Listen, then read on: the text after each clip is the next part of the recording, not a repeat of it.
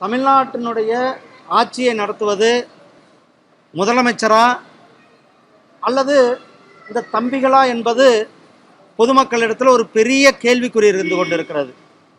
இந்த தம்பிகள் யார்? இவர்களுக்கு அதிகாரத்தை கொடுத்தது யார்? அரசு அதிகாரிகளுக்கு உத்தரவு போடும் அளவுக்கு ஒரு அதிகாரம் மிக்கவர்களாக அவர்கள் வலம் வருவது எந்த தைரியத்தில் வலம் வந்து கொண்டிருக்கிறார்கள்?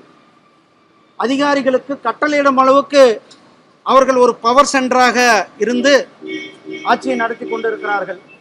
இது தமிழ்நாட்டில் மக்களால் தேர்ந்தெடுக்கப்பட்ட ஒரு அரசாங்கம் இருக்கிறதா என்பதை மறந்துவிட்டு இந்த தம்பிகள் இன்றைக்கு தமிழகத்தை சுரண்டி கொண்டிருக்கிறார்கள். தமிழ்நாட்டினுடைய வளர்ச்சிக்கு பயன்படுத்த வேண்டிய நிதிகளை எல்லாம் ஊழல் செய்து அந்த நிதியெல்லாம் தங்களுடைய சொந்த லாபத்திற்காக பயன்படுத்துகின்ற இந்த தம்பிகள் மேலே அல்லது இந்த தம்பிகளுக்கும் திராவிட முன்னேற்ற கழகத்தினுடைய குடும்பத்தினருக்கும் என்ன உறவு?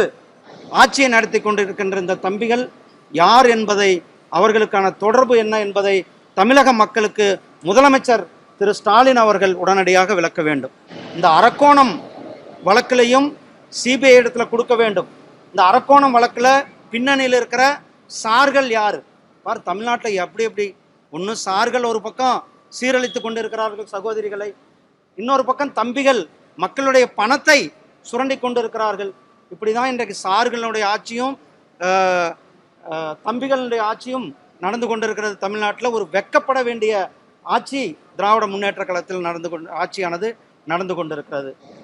இப்போ போய் கடைசி நேரத்தில் ஆட்சி முடிகிற நேரத்தில் நாங்கள் ஒரு அரசியலுக்காக அங்கே போயிருக்கிறதாக தான் மக்கள் பார்த்து கொண்டு இருக்கிறார்கள்.